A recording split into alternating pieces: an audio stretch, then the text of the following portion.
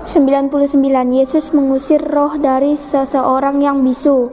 Markus pasal 9 ayat 14 sampai 29. Matius pasal 17 ayat 14 sampai 21. Lukas pasal 9 ayat 37 sampai 43. Pada keesokan harinya, ketika mereka turun dari gunung itu, datanglah orang banyak berbondong-bondong menemui Yesus. Ketika Yesus, Petrus, Yakobus, dan Yohanes kembali pada murid-murid lain, mereka melihat orang banyak mengerumuni murid-murid itu, dan beberapa ahli Taurat sedang mempersoalkan sesuatu dengan mereka.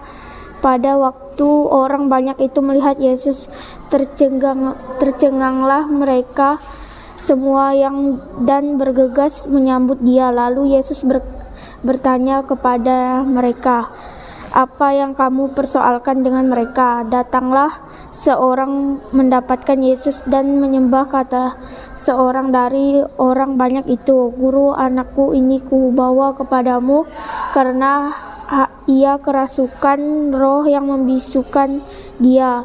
Ia sakit ayan dan sangat menderita. Ia sering jatuh ke dalam api dan juga sering ke dalam air. Guru, aku mohon supaya engkau menengok aku. Kasihanilah anakku, sebab ia adalah satu-satunya anakku. Sewaktu-waktu ia diserang roh, lalu mendadak ia berteriak dan roh itu menggoncang-goncangkan sehingga mulutnya berbusa. Roh itu terus saja menyiksa dia dan hampir-hampir tidak mau meninggalkannya.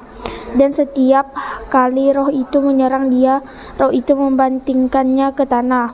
Lalu mulutnya berbusa, giginya berkertakan dan tubuhnya menjadi kejang. Aku sudah meminta kepada murid-muridmu supaya mereka mengusir roh itu, tetapi mereka tidak dapat menyembuhkannya. Maka kata Yesus kepada mereka, "Angkatan yang tidak percaya dan yang sesat, berapa lama lagi aku harus tinggalkan di antara kamu? Beberapa lama lagi aku harus sabar terhadap kamu. Bawalah anakmu itu kemari." Lalu mereka membawanya kepadanya. Dan ketika anak itu mendekati Yesus, waktu roh itu melihat Yesus, anak itu segera digoncang-goncangnya, dan setan itu membantingkannya ke tanah, dan anak itu terpelanting ke tanah dan terguling-guling, sedang mulutnya berbusa. Lalu Yesus bertanya kepada ayah anak itu, "Sudah berapa lama ia mengalami ini?" Jawabnya, "Sejak masa kecil, dan seringkali roh itu menyeret ke dalam api ataupun ke dalam air untuk membinasakannya. Sebab itu jika engkau dapat berbuat sesuatu, tolong kami dan kasihanilah kami." Jawab Yesus, "Katamu jika engkau dapat, tidak ada yang mustahil bagi orang yang percaya." Segera ayah anak itu berteriak, "Aku percaya, tolonglah aku yang tidak percaya ini." Ketika Yesus melihat orang banyak makin datang berkerumun, ia menegur roh jahat itu dengan keras, katanya, "Hai kau roh yang menyebabkan orang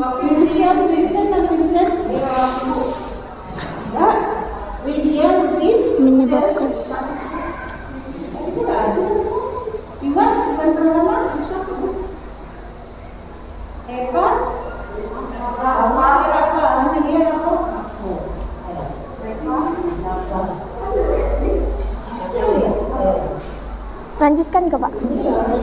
Menyebabkan orang menjadi bisu dan tuli. Aku memerintahkan engkau keluarlah dari anak ini dan jangan memasukinya lagi.